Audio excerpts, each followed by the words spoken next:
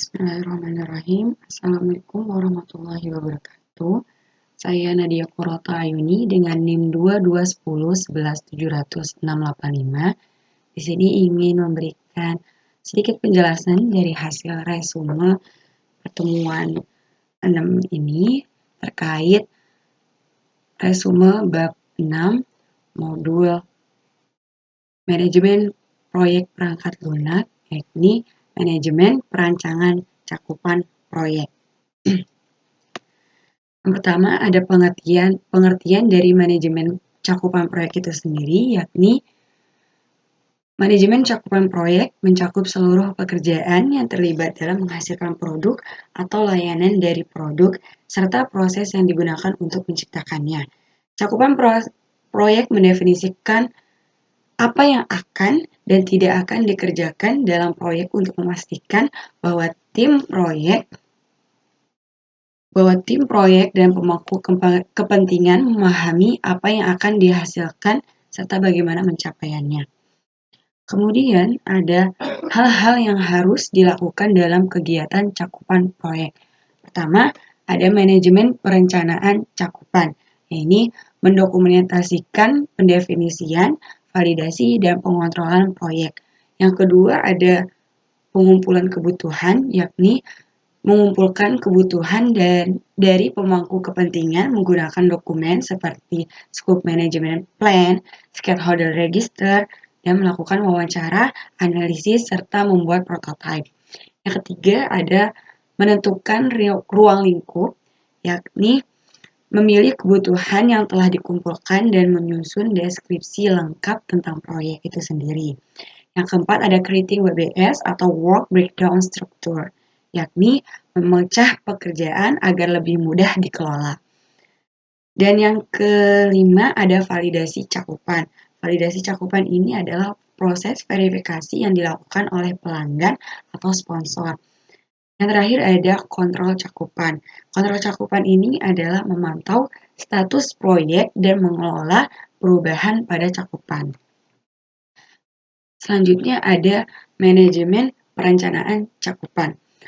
Manajemen perencanaan cakupan ini sendiri adalah menjelaskan bagaimana tim proyek akan mempersiapkan pernyataan cakupan proyek, membuat WBS, serta memverifikasi dan mengawasi penyelesaian proyek.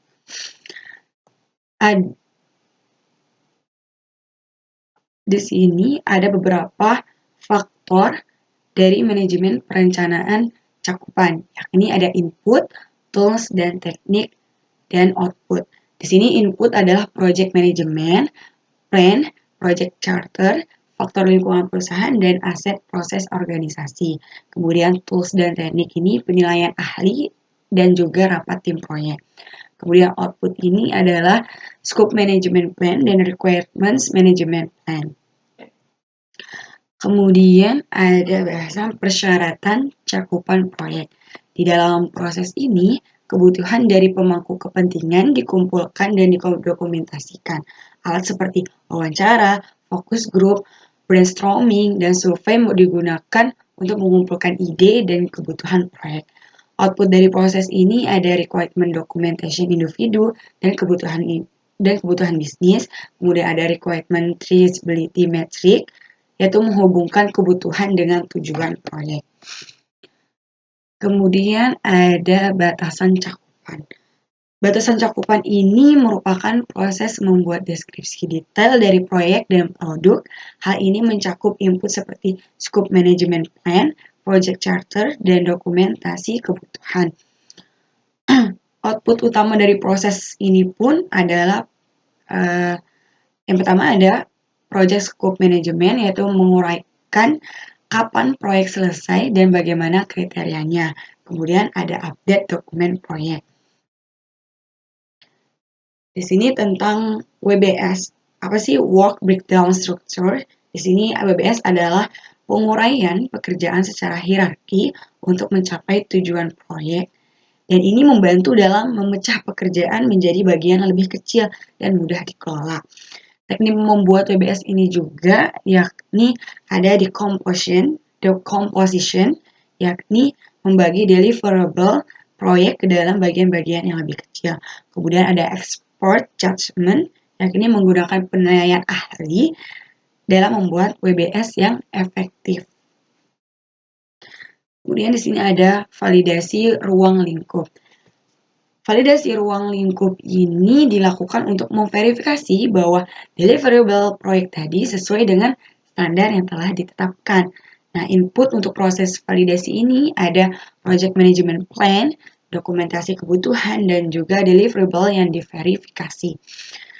Teknik validasi ini juga mencakup dua, yakni ada inspection dan juga group decision atau making technique. Yakni inspection ini sendiri adalah mengukur dan memverifikasi bahwa pekerjaan memenuhi kriteria yang dapat diterima.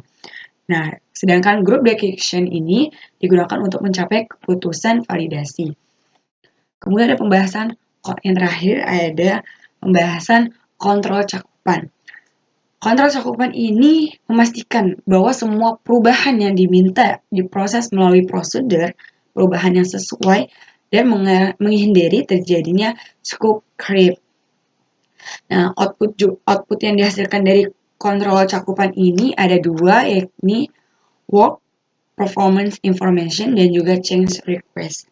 Di sini work performance information, yaitu informasi tentang kinerja proyek dibandingkan dengan baseline. Kemudian ada change request, yakni permintaan perubahan pada cakupan atau komponen lain dari proyek. Mungkin itu hasil resume dari saya tentang manajemen perencanaan cakupan proyek. Kurang lebihnya mohon maaf dan terima kasih. Wassalamualaikum warahmatullahi wabarakatuh.